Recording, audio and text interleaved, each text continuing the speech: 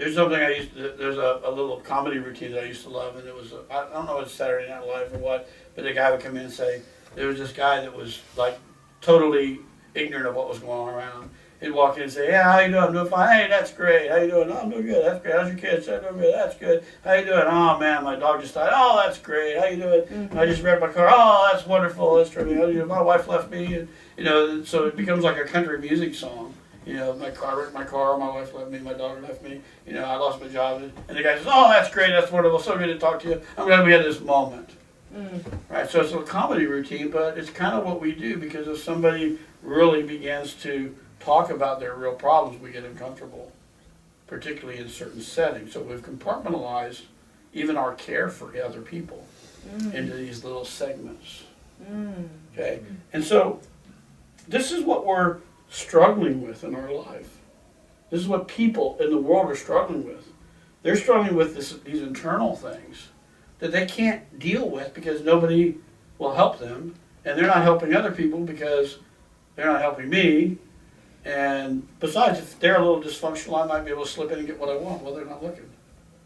So this selfishness and our problems and our issues internally, you know, it may be that you can kind of cruise through all that stuff until something really bad happens, until your father dies, or until you lose your job, or until, you know, you find out that your kids are on drugs, whatever it might be. Until some tragedy happens in your life, you can kind of keep your head above water. But then all of a sudden the tragedy happens and you go right down, because you just can't deal with one more thing. You've compartmentalized things as best you can. You're handling things the best you can. But that one thing that puts you over the edge, you can't deal with it. And all of a sudden you're underwater. So many people are living, and they don't even know it. They're living with their head, like, you know, is my head this much up, or am I this much up, or am I waist deep? How much buoyancy do I have? Because when the wave comes, am I going to be able to ride it out? When the tough times come, am I going to be ride it out? Am I going to pretend like it doesn't really bother me and compartmentalize the pain and the issue to some part of my life and pretend it's not real? Absorb it, internalize it. Am I going to lash out at somebody else, violently perhaps, to get that pressure off of me? Or am I just going to sink? And that's people, you know, and you can talk to people in any area of life, and I've never met someone who doesn't understand what I'm talking about. This is not a Christian issue. This is a trait of what it's like to be as a human. Now, there's lots and lots and lots of problems, and in the book we'll have a whole list of them. But some of them are things like, I've lost my sense of direction, and I feel stuck in my marriage. I feel stuck at work. I still feel stuck in a relationship. There's no future in what I'm doing. I'm just kind of moving along. I've got no motivation for what I'm doing. Certain thoughts I can't control.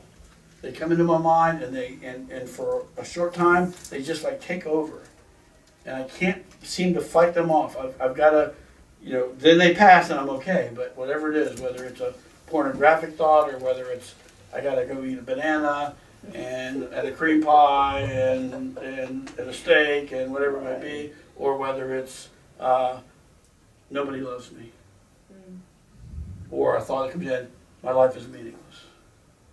I can't fight those things off. When they come, they overtake me. And I can get away, I'm okay for a while. But those are, when you have that kind of stuff in your life, it's a sign that there's at least one place in your life, one of your compartments, where the water level's up pretty high. And you're up to here. And the other parts you might think you're fine, but the fact you're up to here in one place means you are up to here. And one more domino falling will put you underwater. So this is something that people are dealing with, and I've had many Christians that come to me and they say, I'm surprised that I got saved. I believed in Jesus. I went up and said the sinner's prayer. I got a new Bible. I'm trying to pray, read my Bible, and go to church. But these problems haven't went away. They're still there. The stuff from my past is still there. The pressures on my life is still there. I'm managing it better with Jesus and with church. I got people around me, but I know down inside of me that the roots of this stuff are still there. I can feel them. You can kind of feel them as you move by them. Hebrews 2:14-15 says this, "For as much as the children are partakers of flesh and blood, he himself likewise took part of the same, that through death he might destroy him who had the power of death, that is the devil, and deliver them through fear of death, where all their lifetime was subject to bondage." 1 John 3:7-8 says this, "Little children, let no one deceive you. He who practices righteousness is righteous, just as he is righteous. He who sins is of the devil, for the devil has sinned from the beginning. For this purpose the Son of God was manifested, that he might destroy the works of the devil." Yes. So the world might not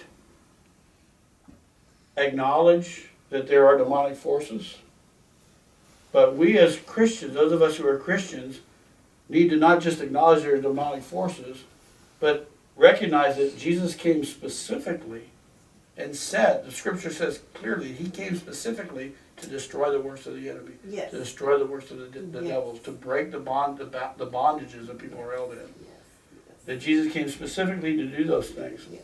So, when we're dealing with the struggles of life, when we're dealing with the problems that we have, instead of just looking at Jesus as a guy who I say I believe in and I get a heaven insurance policy, so when I physically die I get to go up to heaven. If we really look at what Scripture says, we see Jesus as someone who is actively healing the sick, casting out demons, performing miracles, changing reality. Physical reality, emotional reality, psychological reality, changing reality around him. And the reason why Jesus was killed, the reason why he was crucified, was because there were religious leaders and political leaders of his time who had some things that they wanted. But they didn't have the power to get them as long as Jesus was in their way. Yeah. They had to get rid of him so they could get what they want and then leave the scraps for the rest.